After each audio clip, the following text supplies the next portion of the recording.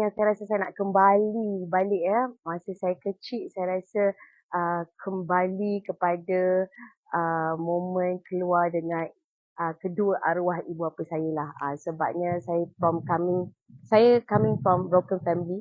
So saya pernah merasakan bila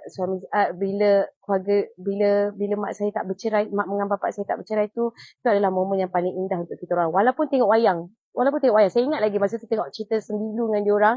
So that is, walaupun tengok cerita Sembilu je, masa tu popular Sembilu kan.